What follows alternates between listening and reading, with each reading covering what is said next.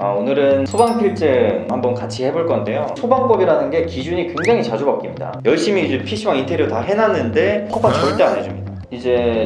가장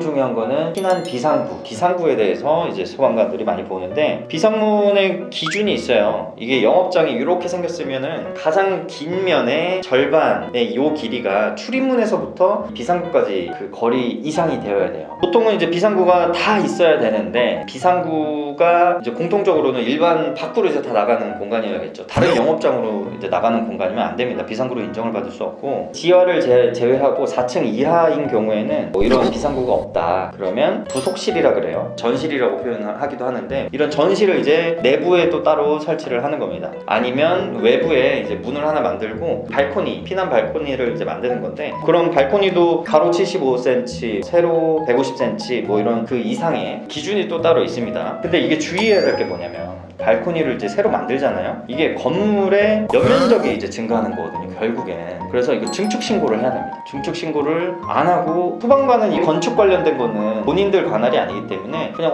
피난사다리 있네 하고 이제 허가를 내주거든요. 근데 그러다가 영업하고 있는데 갑자기 공무원 건축과에서 들이닥쳐가지고 철거해라, 불법 건축물이다, 신고를 안 했기 때문에. 그래서 벌금이 어마어마하게 나오기 때문에 그걸 이제 또 철거하면 소방법에 안 맞아서 장사를 하면 안 되는 사고가 발생할 수 있겠죠. 그래서 신고를 해야 되는데, 이게 건물 용적률이라 그래서 건물 용적률이 만약에 부족해 버리면은 발코니를 이제 증설을 아예 할 수가 없고요. 그리고 집합 건물이라 그래서 여러 명의 소유주가 다 모여있는 집합 건물에는 모든 소유주의 동의를 받아야 됩니다. 그래서 공용 면적이 줄어드는 문제이기 때문에 연면적이 증가하는 증축 신고를 할 때는 동의를 받아야 되는데 그게 쉽지 않죠. 전체 동의를 받아야지 건축가에서도 증축 허가를 해줍니다.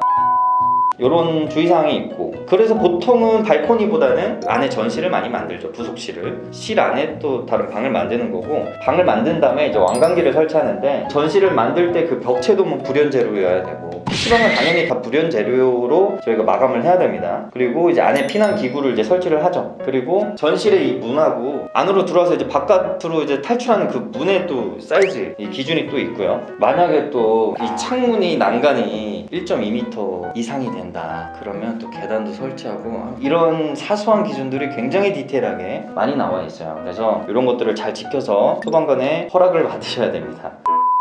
만약에 4층 이하는 이런데 5층 이상은 어떠냐? 5층 이상은 최근 이제 착공 미팅 때 이제 대표님이 또 설명해 주신 것처럼 옥상으로 올라가는 계단, 사다리 뭐 이런 것들을 저희가 만들어야 됩니다. 여기가 일단 5층짜리 건물이에요. 높이가 높다 보니까 5층부터는 현행법이 옥상으로 가게 돼 있어요. 그래서 옥상으로 올라가는 계단을 만들어줘야 됩니다. 밑으로 내려가는 이제 완강기 이런 거는 이제 너무 높기 때문에 안 되고, 이제 사다리나 계단을 이제 해야 되는데, 이것 또한 그냥 마음대로 할 수가 없어요. 이게 건축가에 알아보시면 건축가도 나름대로 기준이 정말 디테일해서 건물 도면과 이런 여러 가지 상황을 보고 판단을 한다고 해요. 그런데 대부분 이제 대수선 신고라 그래서, 대수선이라는 게 건축물의 기둥, 도, 내력벽, 주계단 구조나 외부 형태를 수선 변경 해체하는 것에 대한 신고를 대수선 신고라고 합니다. 그래서 피난 계단을 증설 해체할 때도 신고 대상이고, 피난 사다리를 이렇게 벽에 설치를 할 거 아니에요. 벽면적 30제곱미터 이상 수선 변경을 하게 된다 그러면 그것도 신고 대상이라고 하니까, 이런 것까지 잘 해서 불법 사항이 없도록 잘 하셔야 됩니다. 이것도 마찬가지로 뭐 계단이나 사다리 설치할 때는 이제 외부 발코니가 있어야 되기 때문에 이것도 이제 증축 신고가 필요하겠죠.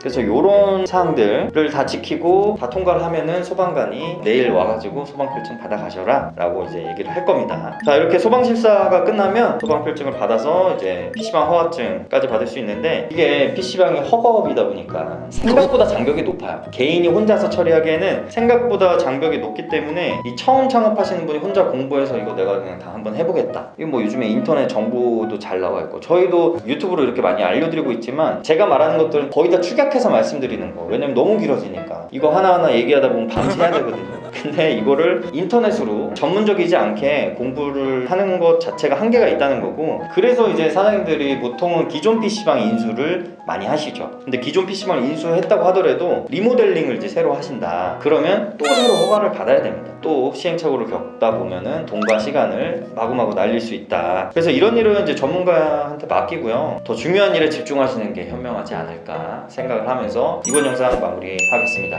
감사합니다.